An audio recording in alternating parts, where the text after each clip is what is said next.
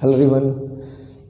तो बच्चों आज हम लोग शुरू करेंगे कैलमेटिक्स में लेक्चर नंबर 4 और इस लेक्चर में भी हम लोग one dimension motion with uniform acceleration जो पढ़ रहे थे उस पर हम लोग अभी और क्वेश्चंस करेंगे और ये इस सीरीज़ का क्वेश्चंस का लास्ट लेक्चर होगा। इसके पहले भी 2 क्लासेस में हम लोगों ने सिर्फ इसी टॉपिक पर न्यूमेरिकल्स की हैं, क्वेश्चंस किए हैं, क्योंकि देखो ये टॉपिक ही ऐसा है, इसमें कुछ नहीं है, कोई शॉर्टकट नहीं, कोई फॉर्मूला नहीं है, बस वही 4 हमारे फॉर्मूले हैं और उन्हीं 4 फॉर्मूलों से अलग अलग टाइप के क्वेश्चंस आते हैं। इन टाइप के क्वेश्चंस को सॉल्व करने का सिर्फ एक ही तरीका है, कोई शॉर्टकट देखो मेथड नहीं है, सिर्फ एक ही तरीका है कि तुम जितने ज़्यादा इस पर क्वेश्चंस करोगे उतना ज़्यादा तुमको मतलब अलग अलग वैरायटी के क्वेश्चंस सॉल्व करने का एक्सपीरियंस होगा, क्योंकि इस पर अंतहीन क्वेश्चंस बनते हैं। अब एग्ज़ाम में कौन सा कैसा क्वेश्चन आएगा ये इस बात पर डिपेंड करेगा कि अब तुम उस क्वेश्चन को कर पाओगे कि नहीं कर पाओगे, इस बात पर डिपेंड करेगा कि वैसे क्वेश्चंस नॉट एग्जैक्टली वैसे क्वेश्चंस हम पहले प्रैक्टिस करेंगे। तो अगर हम ढेर सारे क्वेश्चंस ऑब्वियसली प्रैक्टिस किए रहेंगे तो अगर क्वेश्चन एग्ज़ाम में आता है देख के फील होगा ना कि नहीं यार चलो ये क्वेश्चंस मैंने कर रखा है, पहले ऐसे क्वेश्चंस हमने कर रखे हैं पहले, तो एक कॉन्फिडेंस रहेगा मन में। इसीलिए प्रैक्टिस क्वेश्चंस की करना बहुत ज़रूरी होता है। सिर्फ थ्योरी कॉन्सेप्ट पढ़ने से काम नहीं बनेगा, अप्लाई करना है। अप्लाई करोगे अपने आप कॉन्सेप्ट थ्योरी और क्लियर होती जाएगी। ठीक है, फिजिक्स का सबसे बड़ा रोल ये है, न्यूमेरिकल से भागोगे थ्योरी कॉन्सेप्ट कभी समझ में नहीं आएगी, अप्लाई करना होता है। When you understand a concept you have to apply it. यही मात्र एक फंडा है फिजिक्स को सीखने का और कुछ भी नहीं है। ठीक है, चलो दूसरी बात की जाए तो हम लोग जैसा कि मैंने बताया क्लास 12th की फिज़िक्स भी हम लोग जल्दी शुरू कर रहे हैं। जो नीट एस्पिरेंट है वो 11th 12th दोनों पे लग जाएंगे। जो सिर्फ CUT जिनका टारगेट है वो क्लास 12th के लेक्चर्स को देखें, अच्छे से प्रिपेयर करें, जम के मेहनत करें। एग्जामिनेशन मई मंथ में है दोनों का, तो तब तक हम लोग को बहुत अच्छे से प्रिपेयर कर लेना है। ठीक है, आफ्टर दिस लेक्चर हम लोग चलेंगे तो ग्राफ की तरफ। अभी फ़िलहाल हम लोग इस लेक्चर को देखते हैं, इसमें कितने क्वेश्चंस हैं, कौन कौन से क्वेश्चंस हैं और उसको समझते हैं और अपने कॉन्सेप्ट को और बूस्ट अप करते हैं। ठीक है, चलो तो सबसे पहला क्वेश्चन ये रहा हमारे सामने, कह रहा है कि a ball is dropped from a height at t = 0। Figure से पूरी कहानी हमको समझनी पड़ेगी, क्योंकि जितना हम लोग फिगर बनाकर समझेंगे उतना हमें क्वेश्चन क्लियर होगा। कह रहा है कि t = 0 पर हमने एक बॉल को यहाँ से ड्रॉप कर दिया। ठीक है, ड्रॉप कर दिया, मान लो बॉल A है, ड्रॉप करने का मतलब u = 0। After 6 second another ball is throne downwards from the same height. अच्छा, ड्रॉप और थ्रोन में फ़र्क है ना। ड्रॉप मतलब ये ऐसे पकड़ा ड्रॉप, एंड थ्रोन मतलब दिस इज। ठीक है, सॉरी, तो थ्रोन का मतलब ये होता है कि हम कोई इनिशियल वेलोसिटी देकर बॉडी को फेंकेंगे। जैसे बॉडी है, हमने इसको कुछ इनिशियल स्पीड देकर फेंका है। ठीक है, late us call this body A। तो जब भी ड्रॉप कह रहेगा मतलब इसकी इनिशियल वेलोसिटी 0 है, और कभी भी अगर थ्रोन लिख करके आएगा मतलब इनिशियल वेलोसिटी इज़ नॉट 0। ठीक है, कुछ ना कुछ वेलोसिटी है, और वो कितनी है वो हमको क्वेश्चन में कह भी रहा है कि दिस वेलोसिटी इज़ v। ठीक है, लेकिन जो बॉल B को फेंका गया है वो पहले बॉल से 6 सेकेंड बाद, मतलब इसको t = 0 पर ड्रॉप किया गया है, तो इसको फेंका गया है t = 6 सेकेंड पर। ठीक, 6 सेकेंड बाद the two balls meet at t = 18 second. t = 18 second पर दोनों बॉल आपस में मिलते हैं, मतलब उनका जो हाइट होगा फ्रॉम द ग्राउंड वो सेम होगा। मीट करने का मतलब क्या होगा कि वो एक ही हाइट पर होंगे, तभी तो मुलाकात होगी, है ना। तो मान लो ये बॉल A पहुंचा और ये बॉल B पहुंचा। ठीक है,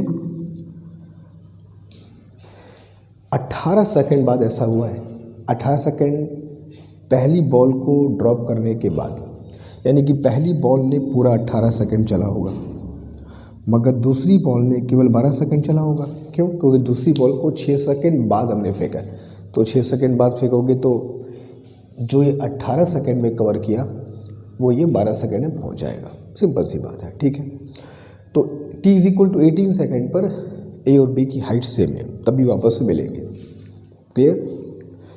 तो कह रहा है what is the value of v, जो सेकंड बॉडी b था उसको जिस स्पीड से थ्रो किया गया था वो स्पीड फाइंड करनी है। टू बॉडी प्रॉब्लम है, हमने क्या कहा था? टू बॉडी प्रॉब्लम में कुछ भी नहीं करना है, दोनों बॉडीज़ के लिए बस चुपचाप इक्वेशन लिख लो, उन्हीं इक्वेशन को सॉल्व करके तुम्हारा आंसर आ जाएगा। जैसे अगर बात करूँ for ball A, ball A के लिए बात किया जाए तो h is equal to u t plus half g t square कह सकते हैं, ठीक है। 18 सेकंड तक ये चला है तो स्पीड तो ज़ीरो होगी, एक ही ड्रॉप किया गया है। जी हम लोग 10 ले लेते हैं एंड 18 का स्क्वायर 324 और ये कितना आएगा 150 और 12 162 आ जाएगा। तो h comes out to be 1620 metre, ठीक। भाई 18 सेकंड में बॉल ए जो है 1620 मीटर तक पहुंच गया, तो बॉल बी को भी यहाँ तक पहुंचना होगा 1620, लेकिन वो भी 12 सेकंड में, क्योंकि उसको 6 सेकंड बाद मैंने फेंका था। तो अब अगर बात करते हैं फॉर द बॉल बी, अगर बॉल बी की बात करते हैं तो बॉल बी के लिए again h is equal to u t plus half g t square formula use कर लिया जाए। 1620 इसको भी कंप्लीट करना होगा अगर मिलना है तो, और इसकी initial speed is not zero, तो v कर दिया 12 प्लस 1/2 g, 12 का स्क्वायर 144। बस इसे सिंपल कैलकुलेट करके v की वैल्यू फाइंड करनी है। क्लियर है? वो सिंपल सा क्वेश्चन है।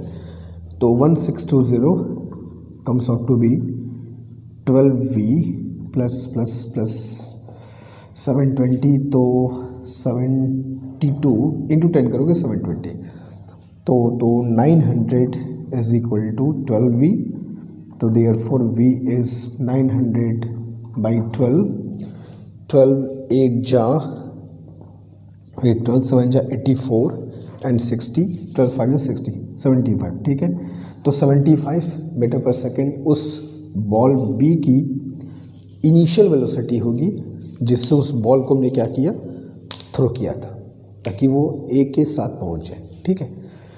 तो option B is correct. Simple question था, एग्जाम में आया क्वेश्चन है, टू बॉडी प्रॉब्लम है, दो इक्वेशन बनाना है, उसको सॉल्व कर लेना है, ठीक है। तो जल्दी करो, क्वेश्चन नंबर 2 की तरफ हम लोग अभी तुरंत चलते हैं, ठीक है। Do it.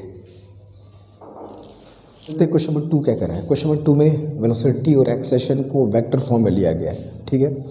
तो a particle has initial velocity 2i cap plus 3j cap and acceleration 0.3i cap plus 0.2j cap. इसका मतलब अगर तुम समझना चाहोगे तो यूँ समझना कि पार्टिकल का वेलोसिटी और एक्सेलेरेशन दो डायरेक्शन में हमें दिया हुआ है, मतलब इसको मैं x और y एक्सेस मान लूँ, तो x डायरेक्शन में वेलोसिटी 2 है और एक्सेलेरेशन 0.3, ठीक है। y एक्सेस में वेलोसिटी 3 और एक्सेलेरेशन 0.2, ये हमें दिया हुआ है। अब मेरे पास दो तरीके होते हैं, या तो इन दोनों डायरेक्शन में अलग अलग हम लोग इक्वेशन ऑफ मोशन लगाएं और अंत में रिजल्टेंट वेलोसिटी फाइंड कर लें, ठीक है। यहाँ लगा सकते हो इक्वेशन एक बार, यहाँ लगा सकते हो एक बार, वेलोसिटी जो आए उसका रिजल्टेंट फाइंड कर लेंगे। या एक तरीका और है कि सीधे हम लोग जब वेलोसिटी और एक्सेलेरेशन वेक्टर फॉर्म में दिया है तो हम लोग इक्वेशन भी वेक्टर फॉर्म में यूज़ करें ना, क्या दिक्कत है? हम लोगों ने इक्वेशन का वेक्टर फॉर्म भी तो पढ़ा है, तो इस इक्वेशन के अगर वेक्टर, इन इक्वेशंस के अगर वेक्टर फॉर्म को लिखा जाए, जैसा पढ़े हम लोग v is equal to u plus e t. ये नीट एग्ज़ाम में आया क्वेश्चन है, मैं ईयर नहीं लिख रहा हूँ कि जितने क्वेश्चन हम लोग कर रहे हैं ये सारे के सारे नीट एग्जामिनेशन में कभी न कहीं पूछे गए। तो अब ये वेक्टर फॉर्म में हमको यूज़ करना है। वेक्टर फॉर्म जहाँ देखा वेलोसिटी का, एक्सेशन का, कोई सेकंड थॉट ही नहीं है, वेक्टर फॉर्म बस तुरंत यूज़ कर लेना है। तो vector u is 2i cap plus 3j cap, acceleration is 0.3i cap plus 0.2j cap और 10 सेकेंड बाद हमसे वेलोसिटी पूछी गई है। ठीक है, तो 2i cap plus 3j cap plus 3i cap plus 2j cap 10 से मल्टीप्लाई करने के बाद तो what you will gate 2 plus 3 आई के साथ ऐड होगा, जे के साथ ऐड हो जाएगा। ठीक है, ये हो गया तुम्हारा वेलोसिटी इन वेक्टर फॉर्म। अगर मॉड निकालना चाहोगे तो mod will be square root of a square plus b square which will be under root 50 which will become 5√2 units. ठीक है, तो सिंपल सा फॉर्मूला, सिंपल सा क्वेश्चन, सिंपल सा आंसर। ठीक है, तो वेक्टर फॉर्म में दिया था, वेक्टर फॉर्म में यूज़ करो, सिंपल सी बात है, इसमें करना क्या है। तो क्वेश्चन नंबर 2 ये था। चलते क्वेश्चन नंबर 3 की तरफ तुरंत, डू इट। अब चलते क्वेश्चन नंबर 3 की तरफ। थर्ड क्वेश्चन कह रहा है कि a stone falls freely under gravity. एक स्टोन को हम लोग ग्रेविटी के अंतर्गत फ्रीली फॉल करने के लिए छोड़ देते हैं फ्रॉम अ हाइट। चलो ये हाइट है, ठीक है, और फ्रीली फॉल करेगा तो जाहिर सी बात है भाई, इनिशियल वेलोसिटी इज 0, छोड़ दिया गया under gravity. It covers vertical distance this and this in first, next 5 and next 5।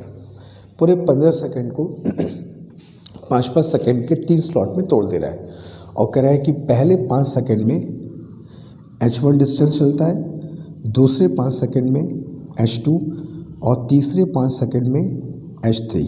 ठीक है, फिगर को ध्यान से देखना, मैंने जो बनाया है कुछ दिखाई दे रहा है।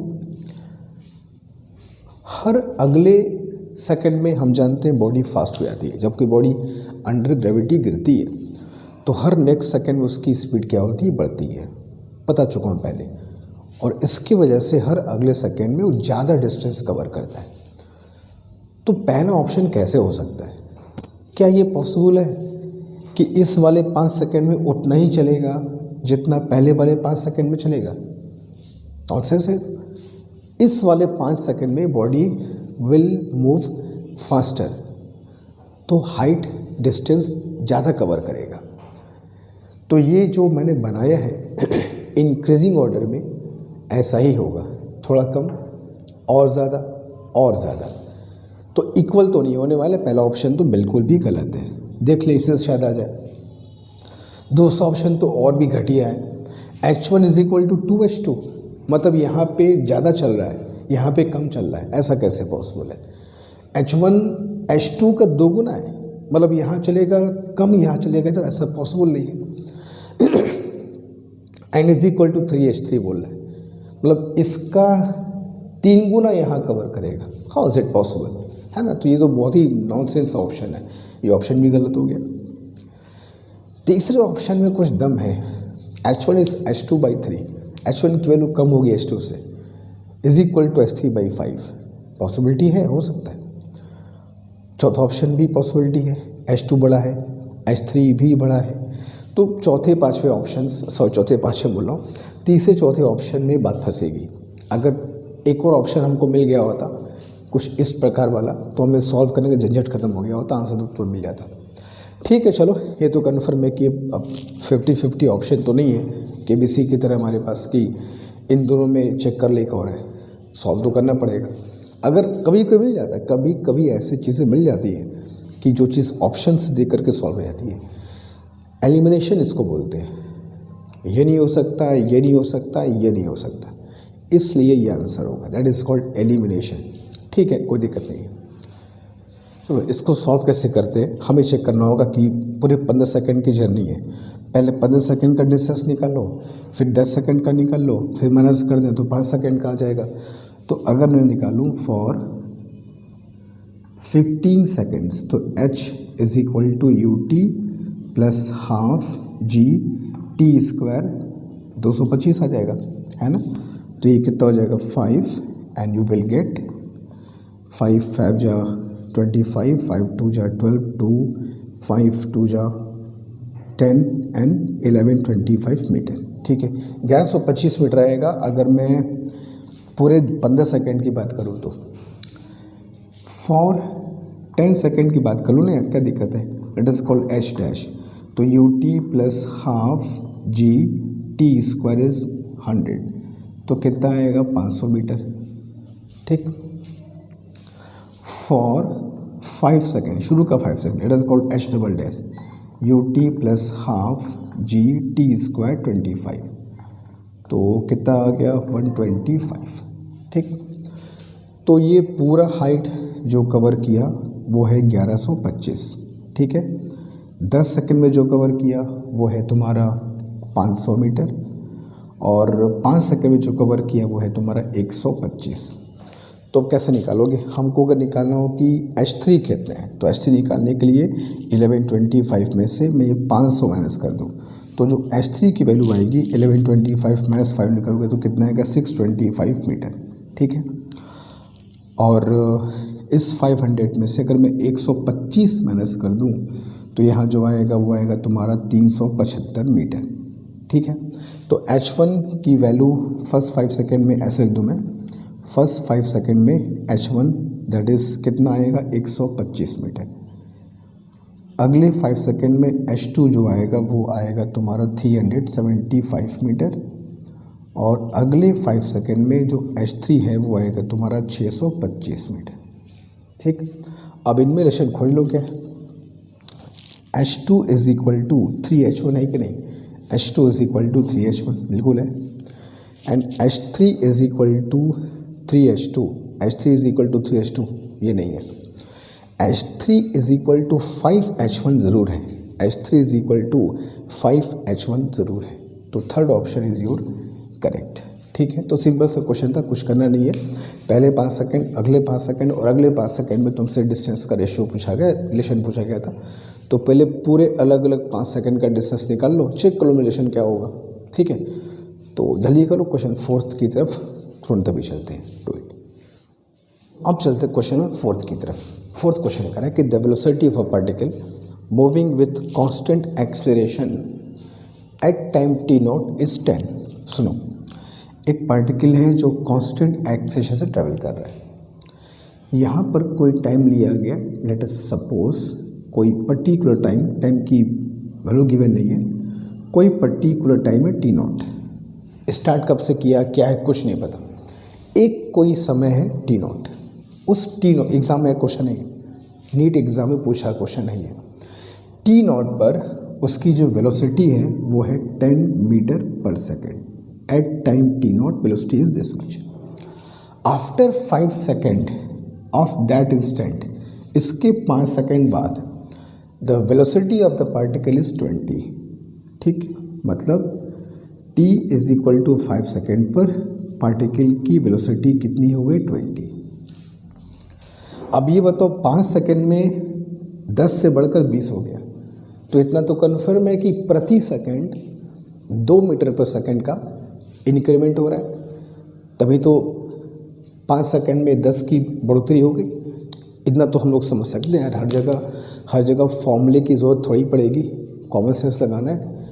5 सेकेंड में 10 से 20 हो गया, मतलब हर एक सेकेंड 2 बढ़ रहा था, 5 2 जा 10, तो जो बढ़ रहा था वही तो एक्सेलेरेशन है 2 मीटर पर सेकेंड स्क्वायर।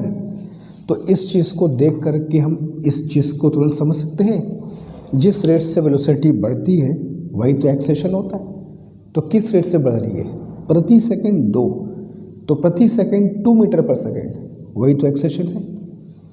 इक्वेशन भी लगा सकते हो, मगर समझो ना, बार बार क्या इक्वेशन लगाना है, तरीके बदलो, एक ही तरीका बार बार यूज़ करना है। तो 2 मीटर पर सेकेंड स्क्वायर का एक्सेलेरेशन है। पूछा है कि the velocity at 3 second before T not, इसके 3 सेकेंड पहले, तो इसके 3 सेकेंड पहले वेलोसिटी कुछ कम रही होगी। कितनी कम रही होगी, तो हर सेकेंड 2 बढ़ रहा था ना, तो 3 सेकेंड पहले 2 करके कम करते चलो, 3 बार 2 कम कर दो, तो 2 कम किया तो 1 सेकेंड बाद कितना होगा 8, 1 सेकेंड उसके पहले कितना होगा 6, 1 सेकेंड और पहले कितना होगा 4। क्लियर, कोई फॉर्मूला नहीं, कोई कुछ नहीं। हर 1 सेकेंड 2 बार आता था, तो 1 सेकेंड पहले कितना रहा होगा 8 रहा होगा, उसके 1 सेकेंड पहले कितना रहा होगा 6 रहा होगा, उसके 1 सेकेंड पहले कितना रहा होगा 4 रहा होगा। तो 4 मीटर पर second is the velocity 3 second before T not. जो टी नॉट दिया था उसके 3 सेकेंड पहले वेलोसिटी इज 4। कोई फॉर्मूला नहीं, कोई इक्वेशन नहीं, सिर्फ अपनी समझ, सिर्फ एक्सप्रेशन की मीनिंग को देखते हुए क्वेश्चन सॉल्व हुआ है। ठीक है, एग्जाम में आए क्वेश्चन आएंगे। तो 4 मीटर पर second is the right answer. ठीक है, इक्वेशन से भी कर सकते हैं, मगर मैं नहीं कर रहा हूँ, बार बार इक्वेशन क्या यूज़ करना यार, है ना। तो दिस क्वेश्चन 4th, जल्दी करो। क्वेश्चन 5th की तरफ तुरंत चलते हैं। ठीक है, डू इट। चलते क्वेश्चन 5th की तरफ, देखते क्वेश्चन 5th हमसे क्या करें। अच्छा क्वेश्चन है। अभी एक ट्रेन है और एक पोल है। ऐसे बहुत सारे क्वेश्चन हम लोग करे होंगे जब हम लोग मैथमेटिक्स में एक चैप्टर पढ़ते हैं, टाइम, वर्क एंड डिस्टेंस। ठीक है, चलो खैर वो क्वेश्चन तो नहीं है, मतलब उससे कुछ मिलता जुलता ज़रूर है। ये कह रहा है कि एक पोल है, ठीक है, और एक ट्रेन है। ये ट्रेन का मान लो इंजन है जो कि पोल तक पहले पहुंचेगा, जाहिर सी बात है, और ये उसका लास्ट कंपार्टमेंट है सी, और ये ट्रेन का ठहरा बच्चों mid point, let us call it M.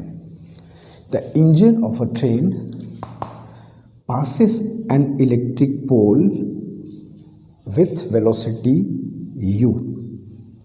ये इंजन जो है जब इस पोल को पास करता है तो उसकी वेलोसिटी कितनी है u। पोल के पहले नहीं है, मैंने बनाया है। ये जब पॉइंट पोल पर पहुंचेगा, पोल को क्रॉस कर रहा होगा तो उसकी वेलोसिटी u है। लास्ट कंपार्टमेंट भी इस पोल को कभी न कभी क्रॉस करेगा तो उसकी वेलोसिटी v है। अच्छा, ऐसा कैसे पॉसिबल है? एक ही बॉडी के दो हिस्सों का दो अलग अलग एक्सेलरेशन, आई मीन दो अलग अलग वेलोसिटी कैसे पॉसिबल है? पॉसिबल है ऐसा कि एक बॉडी मूव कर रही हो ऐसे, इसके इस हिस्से, इस पार्ट का कुछ और एक्सेलरेशन, इसके इस पार्ट का कुछ और एक्सेलरेशन, इज इट पॉसिबल? वही तो कह रहा है। एक ट्रेन है जिसका इंजन का वेलोसिटी u है और इसके लास्ट कंपार्टमेंट का वेलोसिटी v है। मतलब आई मीन तुम चल रहे हो, तुम्हारे सर की वेलोसिटी कुछ और हो, पैर की वेलोसिटी कुछ और, सोचो क्या होगा। Is it possible? जरा इसके बारे में सोचना और सोच के कमेंट बॉक्स में इसका आंसर देना कि है क्या, ये कहना क्या चाह रहा है, ये क्या है, ये चीज़ बताना। नहीं बात आएगी समझ में तो डिस्कस ज़रूर करेंगे इस बात को, लेकिन पहले क्वेश्चन सॉल्व करते हैं। तो पूछा है कि जो मिड पॉइंट है वो कितने वेलोसिटी से क्रॉस करेगा। ठीक है, मिड पॉइंट है तो जाहिर सी बात है भाई, ये डिस्टेंस और ये डिस्टेंस इक्वल होगी, मैंने x मान लिया। ठीक है, ये वाला पॉइंट जब पोल को क्रॉस करेगा उसके x डिस्टेंस बाद मिड पॉइंट क्रॉस करेगा, तो यहाँ से यहाँ तक के लिए ये हो गया तुम्हारा इनिशियल, ये हो गया फाइनल। और जाहिर सी बात है अगर अलग अलग पार्ट्स का एक्सलेशन वेलोसिटी अलग अलग है तो it means particle the train has acceleration. तो अगर ये मिड पॉइंट की बात किया जाए तो लगा सकते हो v square is equal to u square plus 2s। So v square is v dash square and u square is u square plus 2ax। चलिए क्वेश्चन 1, मिड पॉइंट जब इसको क्रॉस करेगा v डैश से, उसके x डिस्टेंस बाद last compartment cross करेगा v से, तो यहाँ से यहाँ तक के लिए ये इनिशियल एंड ये फाइनल। तो फिर अगर से क्वेश्चन लगाओ तो v स्क्वायर के बदले अगेन v स्क्वायर और u स्क्वायर के बदले v dash square and plus 2ax। Equation number 2।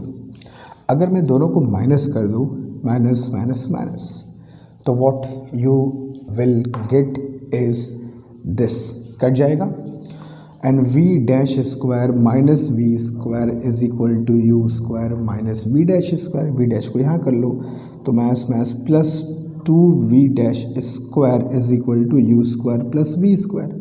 ठीक है, तो therefore v dash square is u square plus v square by 2, therefore v dash is square root of u square plus v square by 2। ये result आया ना, इसको answer के, इसको फॉर्मूले के तौर पे याद रखना। किसी जगह पे अगर ऐसा क्वेश्चन आएगा तो तुम डायरेक्ट इस फॉर्मूले को यूज़ कर सकते हो, ठीक है। तो under root u square plus v square by 2 ये उस मिड पॉइंट का आंसर होगा, आई मीन वेलोसिटी होगी। मगर जो मैंने पूछा उसका आंसर देना।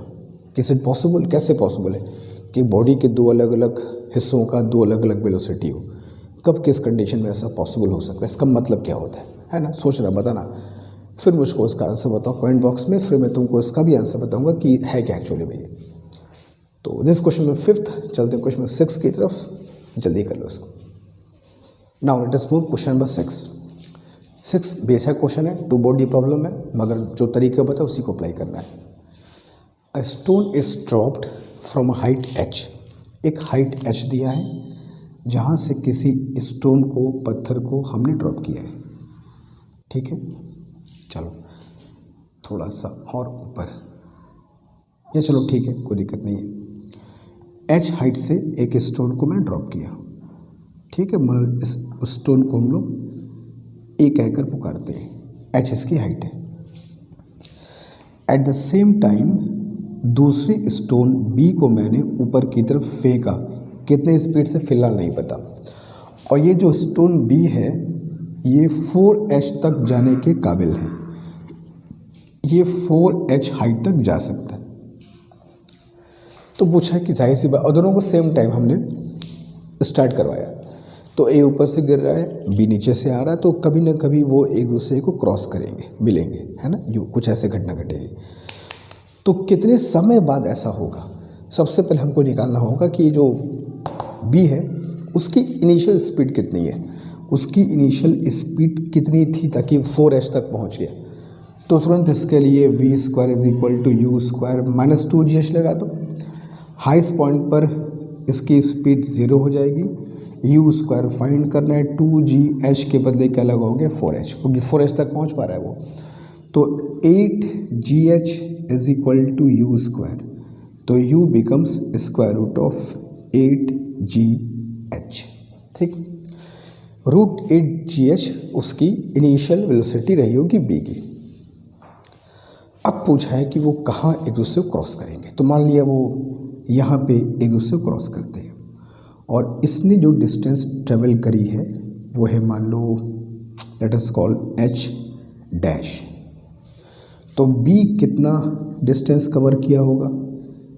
अब जाहिर सी बात है, ये पूरा हाइट तुम्हारा h था, उसमें से h डैश ये कवर कर लिया, तो ये कवर कितना करेगा? h माइनस h डैश करेगा, ठीक है। पूरा हाइट h था, उसमें से a ने h डैश गिरा, तो ये h minus h dash cover, ताकि दोनों की जगह मिल जाए।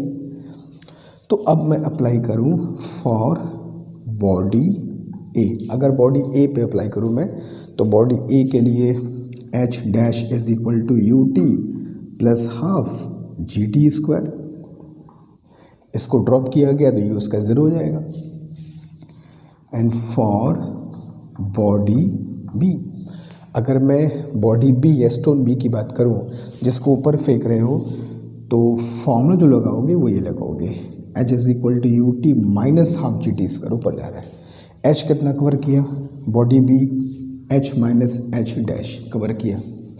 u कितना उसका निकाल चुके ऑलरेडी, इसीलिए पहले निकाल लिया ना कि हमको उसकी, इसीलिए कहता हूँ क्वेश्चन जब हम लोग करते हैं तो हमको पता होता है हमें किस चीज़ की ज़रूरत पड़ने वाली है, उसको पहले से ही। इसे कहते हैं कि practice will make you perfect.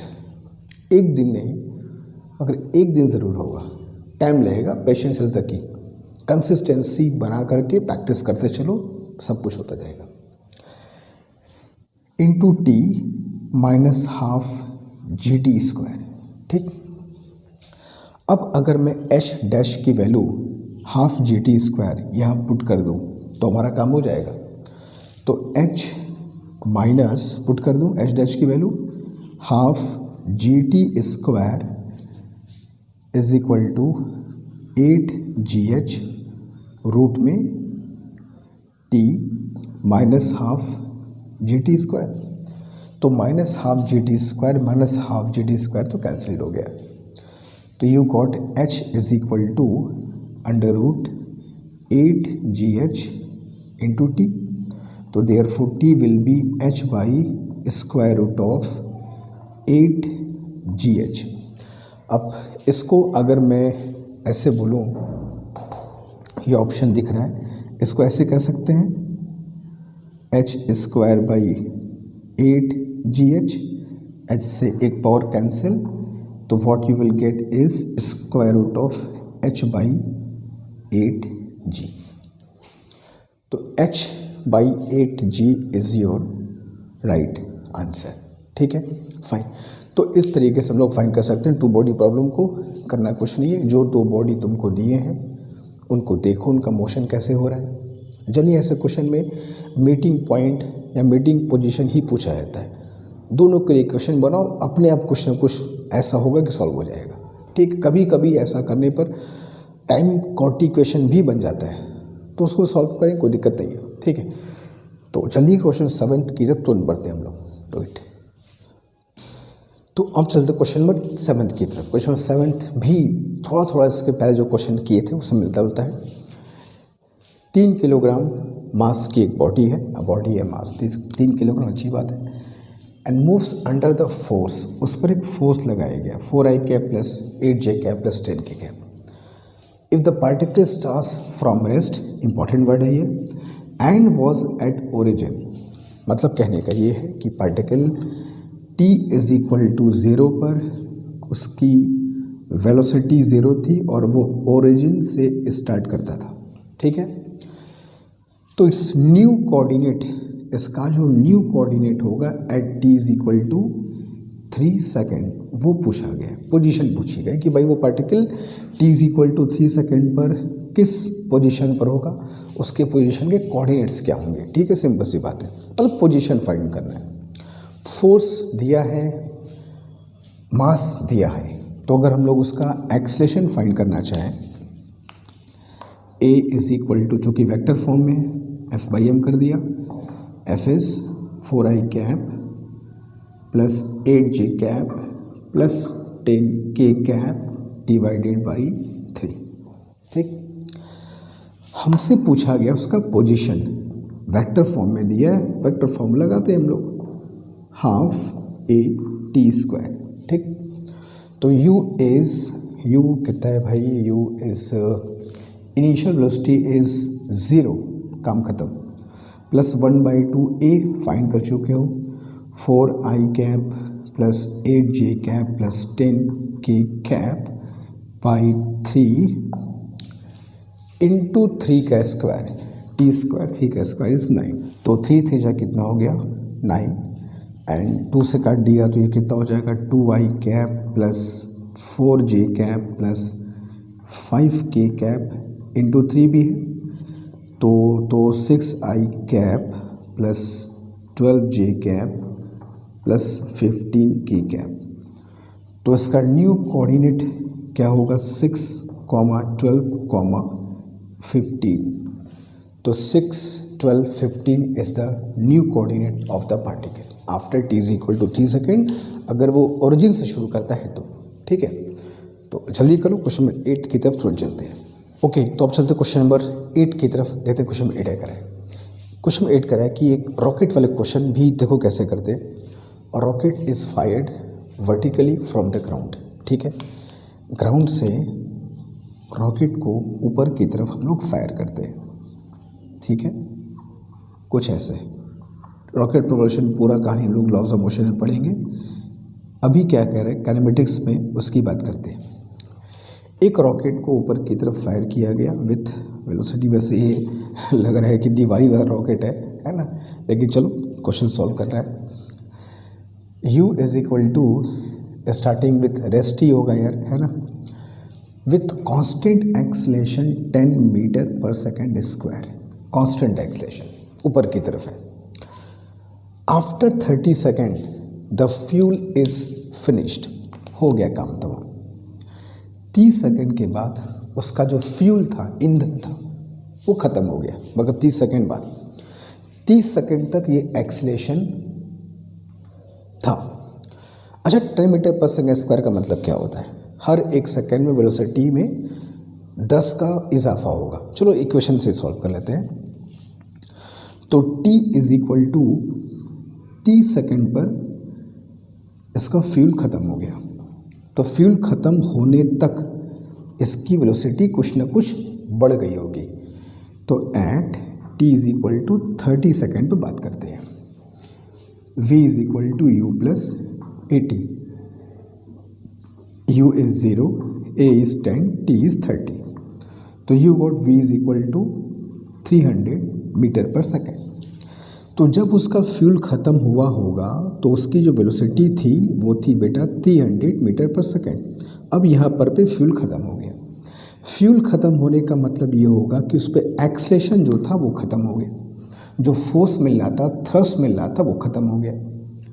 तो क्या रॉकेट वहीं रुक जाएगा? नहीं। लॉ ऑफ इनर्शिया कहता है कि जो वेलोसिटी उसके पास है, अरे फ्यूल ना ख़त्म हुआ यार, वेलोसिटी तो है उसके पास। साइकिल में पैडल मारना बंद कर देते हो तो क्या साइकिल वहीं तुरंत रुक जाती है? जो पहले की स्पीड थी उससे कुछ आगे बढ़ती है ना। तो ये रॉकेट का फ्यूल ख़त्म हुआ है, रॉकेट नहीं ख़त्म हुआ है, उसके पास अभी स्पीड है, इससे और ऊपर जाएगा और तब तक जाता रहेगा जब तक कि उसकी स्पीड ज़ीरो ना हो जाए। और ये ज़ीरो करेगा कौन? ऑब्वियसली ग्रेविटी महाराज। और यहीं पे ज़ीरो होगा, वहीं पे उसकी हाइट क्या होगी? मैक्सिमम। सिंपल सा कॉन्सेप्ट है। यहाँ पर फ्यूल ख़त्म हुआ मगर रॉकेट रुकते रुकते भी ऊपर चल चुका होगा। तो जब वो मैक्सिमम हाइट अटेन करेगा तो उसकी स्पीड ज़ीरो होगी। अच्छा, कब ज़ीरो की लगा सकते हो फिर? तो again v is equal to u अब माइनस जी टी। अब तो ग्रेविटी काम करेगी, फ्यूल ख़त्म, ग्रेविटी शुरू, है ना। तो v is 0, u is 300 minus 10 into t. तो u को t is equal to 30 second. मतलब फ्यूल ख़त्म होने के बाद भी 30 सेकेंड तक और जाएगा। मतलब फायरिंग से यहाँ तक का समय पूछा था तो 30 ये और 30 ये, तो जो टोटल मैक्सिमम हाइट अटेन करने का टाइम होगा रॉकेट का कितना होगा? 60 second. This is your answer. Simple सा क्वेश्चन, मगर ध्यान समझना, रॉकेट का फ्यूल ख़त्म होने के बाद भी ऊपर की तरफ मूव करते हैं। तो जल्दी करो, आगे चलते हैं, ठीक है, डू इट। Okay fine. तो आज हम लोग स्टॉप करेंगे बच्चों, और मोशन विद कॉन्स्टेंट एक्सेलेरेशन पे जितने भी क्वेश्चंस हमने कराए हैं इन सारे क्वेश्चंस को ट्राई करो, देखो, और इन्हीं जैसे क्वेश्चंस की प्रैक्टिस करो। जितनी अधिक से अधिक क्वेश्चन प्रैक्टिस करोगे उतना तुमको कॉन्फिडेंट है, क्योंकि देखो इसमें अलग अलग वैरायटी के सवाल आते हैं। तो वो वैरायटी तुमको पहले से आती हो जो एग्ज़ाम में आए, उसके लिए क्या करोगे? जितने जहाँ से क्वेश्चंस मिले इन पर उठा लो, करो प्रैक्टिस, खूब जाओगे प्रैक्टिस करो, ठीक है। फ्रॉम द दिस क्लास हम लोग शुरू करने वाले हैं ग्राफ की बात करेंगे, और क्लास 12th का भी हम लोग शुरू कर रहे हैं, ठीक है। और कोई डाउट हो किसी क्वेश्चंस में, किसी टॉपिक में आज के लेक्चर में, तो मेंशन करना, विल डिस्कस इट, ठीक है। Thank you.